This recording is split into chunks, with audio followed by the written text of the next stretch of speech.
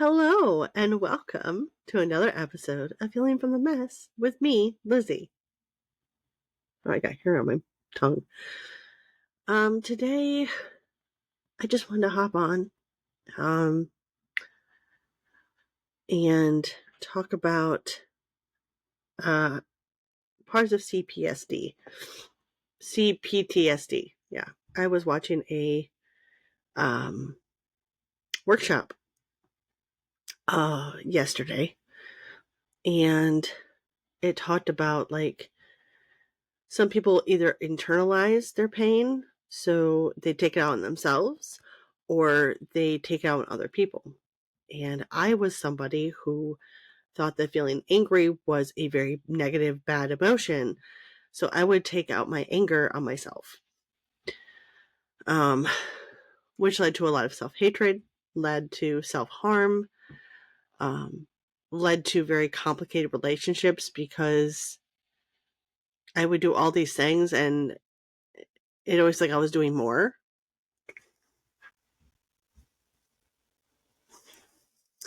than the other person because I felt like I had to. And then I'd be mad, and then I realized, you can't expect everyone to have the same heart as you. So that was a big one for me to learn. But it really talked about how we grow up in an emotional, a lack of emotional support environment that we can end up being hyper aware. We have a fear of abandonment, fear of rejection. We don't know who we are because we weren't allowed to explore who we were. We weren't allowed to be ourselves. And it's crazy, how much of that, I think my ACE score is a 5. And it's I don't know, it's hard. It's painful. And the thing is, when they ask, on the, okay, so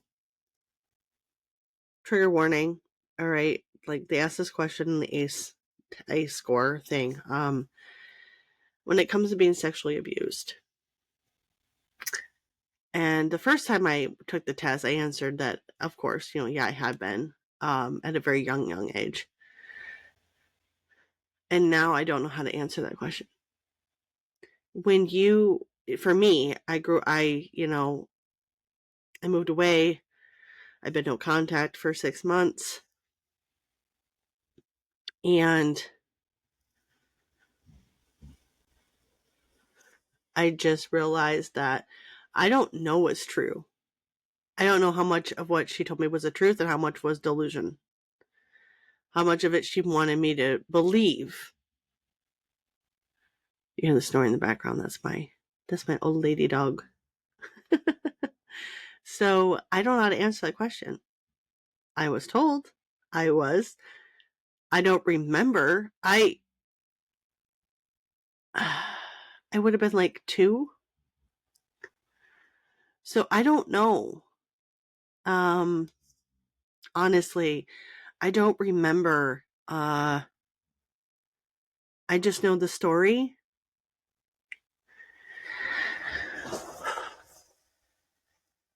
And that is really hard. That's my air conditioner. I apologize. So I don't know the truth. I don't know. And that makes it so much more difficult on me because I don't know how I'm ever going to know the truth about that. If I looked at it from a logical standpoint,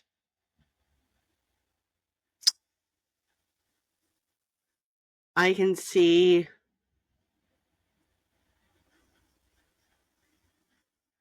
what I had one of my relatives explain to me, what they believe happened. And it was logically, that makes a lot of sense. It does. It just, if I go by logic, I'm 90% sure that nothing ever happened to me. But even if nothing ever happened, if she believed something did, and that's the thing though,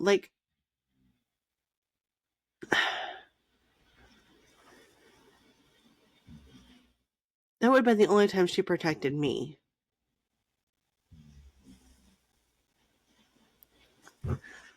Because she never protected me after that. And to be clear, like when they're overprotective, it doesn't mean they're protective. She did not want me to have relationships with anybody other than her. Didn't like when I had friends, didn't like when I hung out with my friends at their house, didn't approve of a lot of my friends. So she needed to be involved in everything. And she wanted to be my number one friend, and that was it. Like, she was the only one. So just because she was overprotective doesn't mean she was protective. So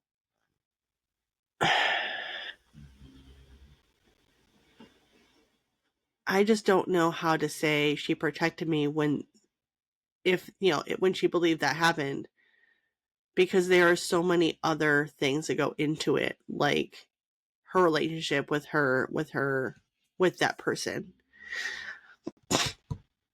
was very complicated. So I don't know. And I don't want to call her a liar, but she has lied to me about things you don't lie to your child about. I mean, she wanted me to hate my father. She wanted me to have zero relationship with him. And I don't know if it's because of her relationship with her own dad, if that's why, but it was very much so a jealousy thing where she wanted to be the only parent, and she like and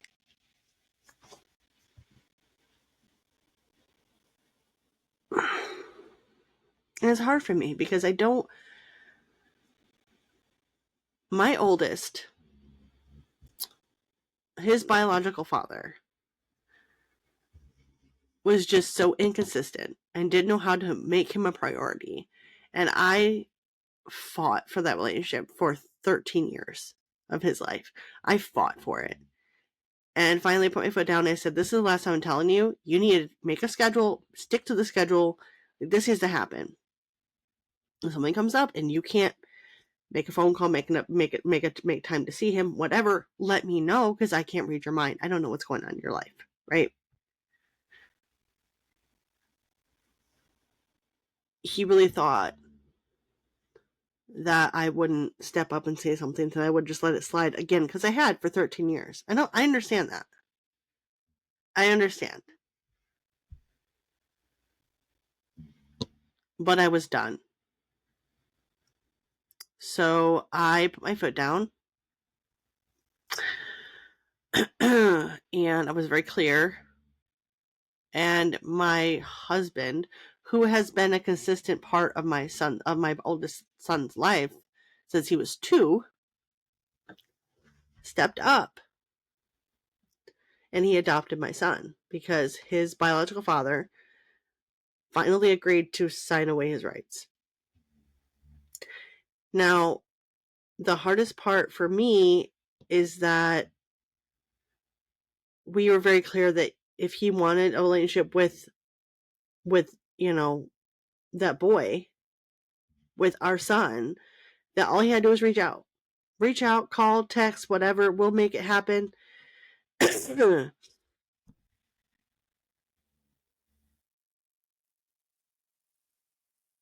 So when I fought for the relationship, and my mom fought to end my relationship with my dad, fought to end my relationship with my stepfather, wanted to end my relationship with her now husband.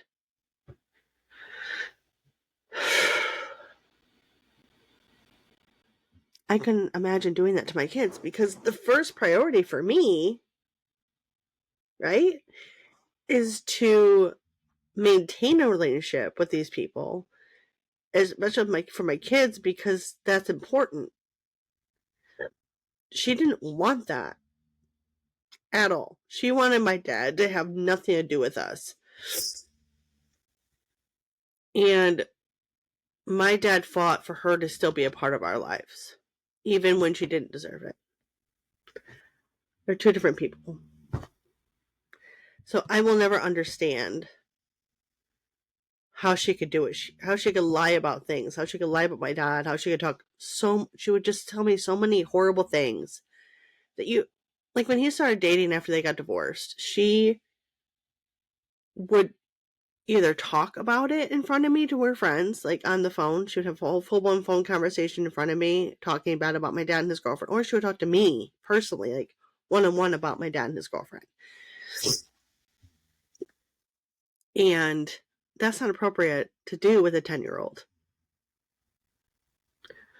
When I told her, I think I sent the letter in August of last year, when I told her that I no longer wanted to hear any negative things about my dad, my ex-stepfather, and her husband, I didn't realize how much that hurt you.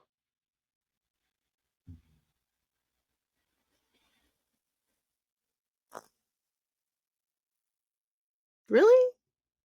You didn't think it would hurt me that you were saying horrible, mean things about people that I cared about, that you brought into my life? My dad was part of my life because he got you pregnant. You decided to have a relationship with my first stepfather. You decided to marry your now husband. You brought them into my life, into my children's lives. You really think that talking crap about them isn't going to hurt me?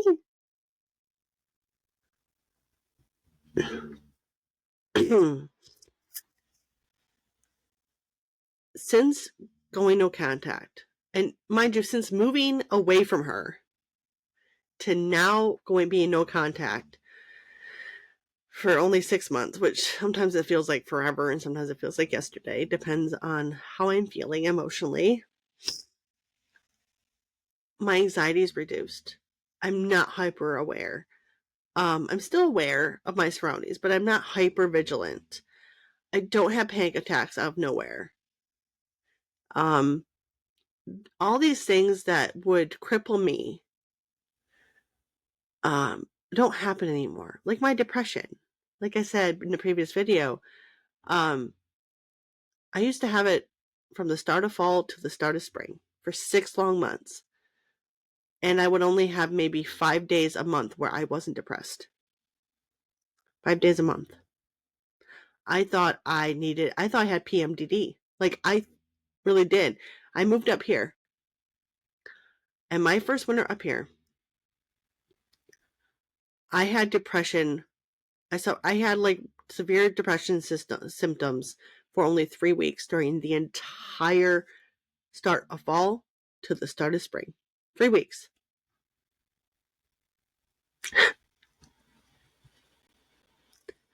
And I actually got to enjoy winter.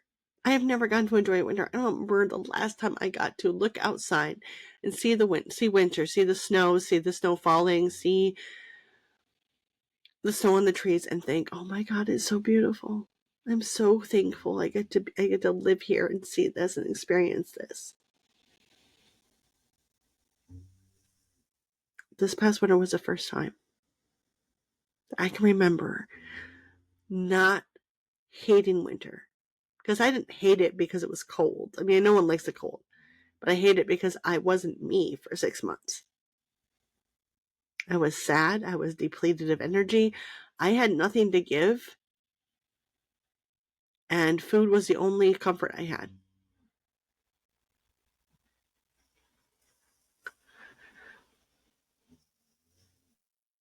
I am no longer the version of me that I was a year ago, 6 months ago, 3 months ago. Every day I'm getting stronger. Every day I am growing. Every day I am learning what I deserve and not accepting less. I have firm boundaries. And that's the thing. When I make new friends, my therapist told me, set down your rules when you make new friends. And I only have 2 rules. That's it. 2. Don't lie to me and don't be a crappy human. That's it. Because I will never judge you. I will listen. I want to understand why you do what you do. I want to understand where you're coming from.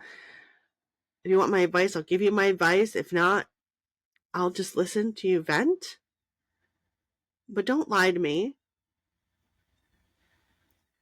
And don't be a shitty person. That's all I ask. And I feel like that's very simple and it's very straightforward.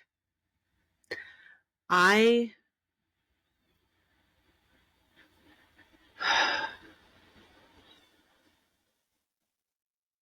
believe that everyone has good in them, but I do not believe that all people are good and have good intentions. I am so glad I can spot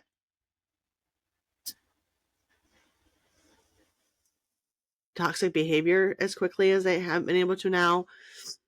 And why I won't stand, I don't stand for it anymore. I used to. I mean, my mom was the longest relationship I ever had. So by terminating that relationship, you would think it would have been really hard for me. It was easier than it was hard because I knew, I started seeing like for 2 years how bad it was.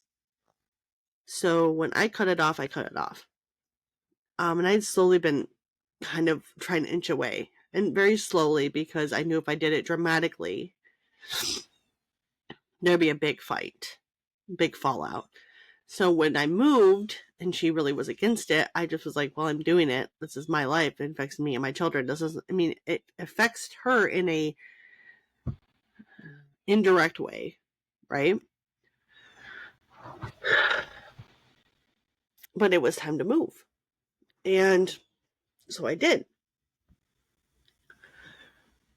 And then I had friendships where I started seeing it. And there was a friendship I had for like a few years. And I was like, you know what? I've caught you in this lie. I'm done. I actually said goodbye to them because I felt like it was the right thing to do because they had no idea that I caught on.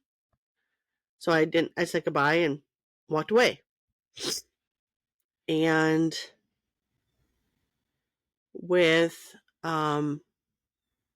with my mom, I said goodbye because she didn't know that I caught on to her crap. She had no idea. So I let her know. I don't want anything from you. I don't want to hear from you. I don't want anything. Don't ever contact me again or my children. And then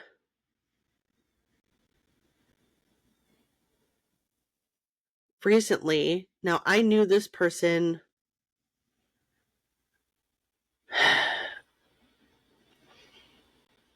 for at least 4 years.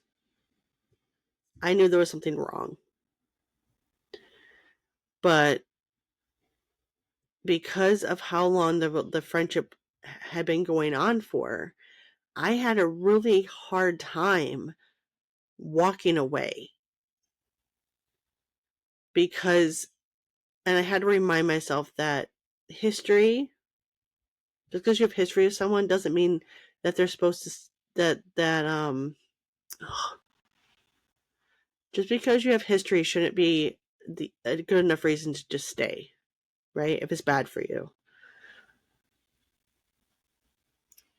And it was bad for me. It would affect my mood. It would affect how I felt about myself.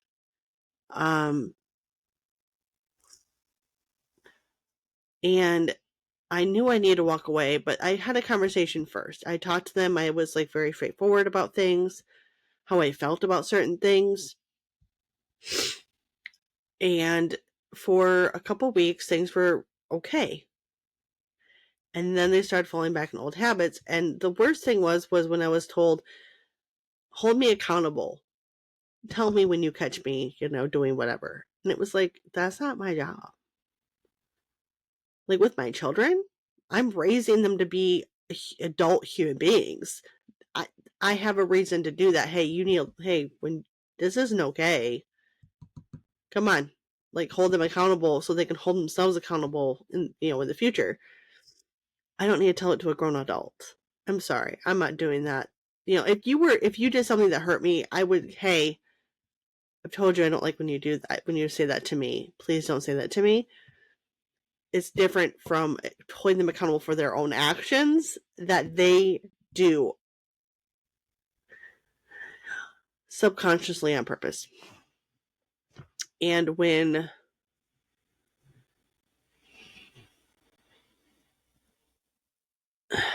it happened, when they did the thing, and I knew that they were purposely doing it, I needed to walk away. And I did. I removed myself completely without a word. Just, I'm gone. I'm done. See you later. And just gone. Disappeared. Ghost. Because I'd already said that I wouldn't accept it.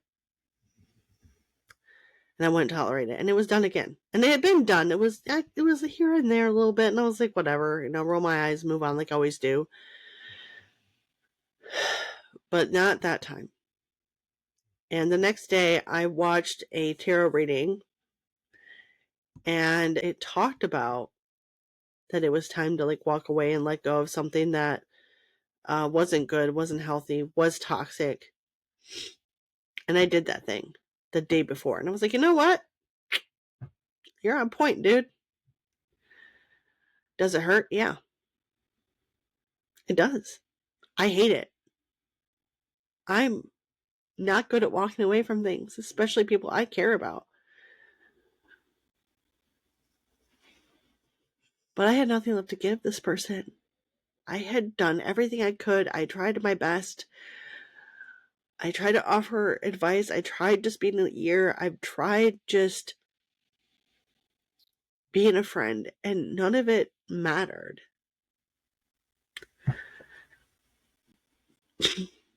They weren't going to change. And so I had to make a change. So if there's someone in your life that you are thinking about walking away from, that you know isn't good for you, but you have history and there's all these memories, you can take those memories with you. Okay, it's okay. And you can still look at the good times and the good things. And when you walk away, you're going to see how your life improves without that person. It doesn't make you a bad person. It makes you a human being who is trying to do what's best for them. And maybe it's for the first time. Be gentle with yourself. Forgive yourself. And remind yourself that you deserve to be treated with respect, and that you are enough just as you are. Thank you for listening to this episode, and I hope you join me next time for another episode of Healing from the Mess with me, your host, Lizzy.